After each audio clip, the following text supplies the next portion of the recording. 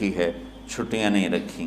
جب میں نے حسنین شروع کیا 1999 میں، تو اللہ نے میرے دل میں یہ بات ڈالی کہ رمضان تو علم کا مہینہ ہے، انا انزلناہ فی لیلۃ القدر، اور چاروں آسمانی کتابیں رمضان میں اور سارے صحیفے رمضان میں۔ پتہ نہیں اللہ کو کیا پسند تھا اس مہینے کا۔ حضرت ابراہیم علیہ السلام پر چھوٹی کتابیں اتری یکم رمضان کو، حضرت موسیٰ علیہ السلام پر تورات اتری 2 رمضان کو، حضرت داؤد علیہ السلام پر زبور اتری 6 رمضان کو، حضرت عیسیٰ علیہ السلام پر انجیل اتری 12 یا 18 رمضان کو، اور اللہ کے نبی پر قرآن اترا فی لیلۃ القدر، لیلۃ القدر میں اترا۔ تو سارا آسمانی علم رمضان میں اترا۔ سارے مہینوں کے نام عربوں نے رکھے، محرم، صفر، ربیع الاول، ربیع الثانی، جمادی الاولیٰ، جمادی الثانی، رجب، شعبان، رمضان، شوال، ذوالقعدہ، ذوالحج۔ اس میں جو رمضان ہے یہ نام اللہ نے رکھا، باقی مہینوں کے نام تو رکھے عربوں نے۔ پھر ان کی زبان پہ اللہ لایا رمضان، چونکہ ابھی تو دنیا بھی نہیں بنی تھی اور اللہ نے قرآن کی تلاوت فرمائی تھی، تو اس قرآن میں تھا شہر رمضان الذی انزل فیہ القرآن۔ تو رمضان کا نام اللہ نے پہلے سے چن رکھا تھا، پھر ان سے رکھوا دیا۔ رمضان کہتے ہیں رمض یرمض، جل جانا، جل جانا۔ رمضان کو رمضان کیوں کہتے ہیں؟ کہ اس میں گناہ جل جاتے ہیں۔ مسلمان پہلا روزہ رکھتا ہے اور اس کے گناہ اللہ جلانا شروع کرتا ہے، اس کی بھوک پیاس کی آگ میں گناہوں کو ڈالتا ہے، جلاتا ہے۔ آخر 29 رمضان یا 30 رمضان آخری رات اللہ تعالیٰ اس کی پچھلے سال کے سارے گناہ معاف فرما دیتا ہے۔ تو اس کو اس سے تشبیہ دی گئی کہ جیسے جلنے سے چیز ختم ہو جاتی ہے، رمضان کے روزے کی بھوک اور پیاس کی تپش سے اللہ تعالیٰ پچھلے سال کے سارے گناہوں کو معاف فرما دیتا۔ تو مجھے خیال آیا اس وقت جب ابھی بالکل کزرع اخرج شطأہ تھا، ہمارے مدرسے کی مثال کزرع اخرج شطأہ، دعا کرو اللہ تعالیٰ فاستغلظ فاستوی علی سوقہ، اسے بنا دے۔ امید تو ہے کہ کچھ شکل اللہ نے بنا دی، اللہ اسے پوری دنیا میں پھیلا دے۔ میری تو تمنا ہے کہ ایک ایسی مثبت سوچ کے علماء کے اللہ میرے ذریعے سے تیار کروا دے جو امت کو جوڑنے والے ہوں، توڑنے والے نہ ہوں۔ تو اللہ تعالیٰ آپ کو مثبت بنائے۔ رمضان میں چونکہ سارا علم اترا تو مجھے خیال آیا کہ ہمیں رمضان میں چھٹی کرنا تو ایک ایسی عادت ہے، کوئی سنت تو ہے نہیں، تو مجھے رمضان میں پڑھائی کروانی چاہیے، چاہے تھوڑی ہوگی، روزے کی بھوک بھی ستائے گی اور رات کے جاگنے کی وجہ سے نیند بھی ستائے گی، لیکن اس میں ایک لفظ سینکڑوں لفظوں پہ بھاری ہوگا غیر رمضان۔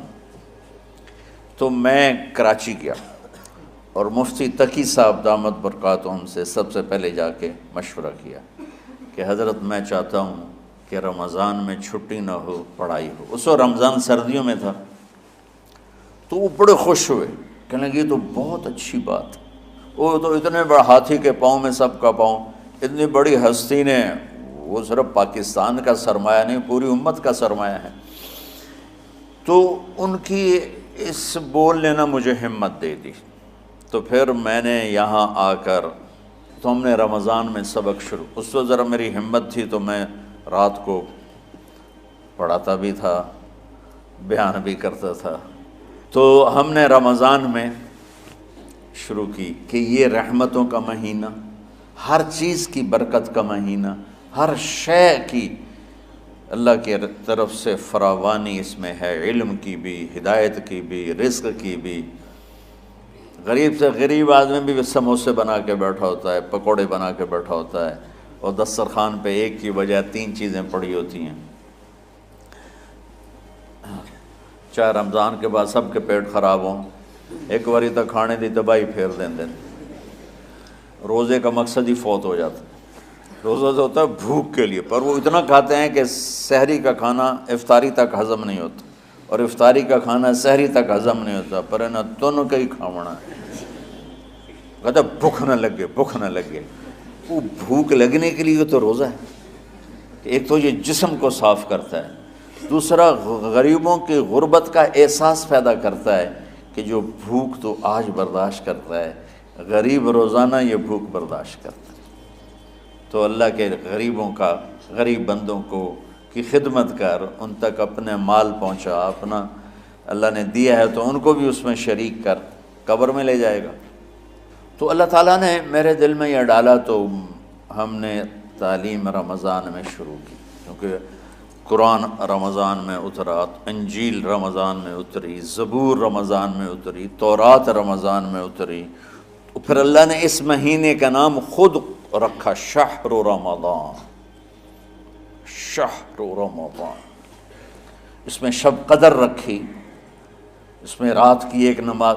اچھا، پہلی امتوں پہ روزہ فرض تھا افطاری سے افطاری، افطاری سے افطاری، بہت شدید تھا، 24 گھنٹے کا روزہ، بس افطاری کے بعد آنکھ لگ جاتی تو روزہ اگلا شروع ہو جاتا تھا۔ تو ہم پر بھی پہلے ایسے ہی روزہ اترا، افطاری سے افطاری۔ تو ابن سرمہ رضی اللہ تعالی عنہ اونٹ چرانے والے تھے، وہ شام کو لوٹے تو بیوی سے پوچھا کوئی افطاری کا سامان ہے؟ انہوں نے کہا ہے تو نہیں، میں کہیں سے لے آتی ہوں۔ وہ گئیں افطاری کا کوئی سامان لینے، ان کو تھوڑی دیر ہو گئی اور ان کی آنکھ لگ گئی، تھکے ہوئے تھے، سورج ڈوب گیا۔ جب وہ آئیں تو ان کا ہائے سرمہ تو ہلاک ہو گیا۔ کہ کیا ہوا؟ کہ اگلا روزہ شروع ہوگی کیونکہ تیری آنکھ لگ گئی۔ تو انہوں نے کہا چلو کوئی بات نہیں، لیکن ظہر کے وقت بے ہوش ہو گئے۔ ایک روایت میں آتا ہے نماز پڑھنے آئے اور گر گئے، اور ایک میں آتا ہے گھر میں بے ہوش ہوئے۔ تو جو بھی صورتحال تھی اللہ کے نبی کو پتہ چلا۔ کیا ہوا سرمہ کو؟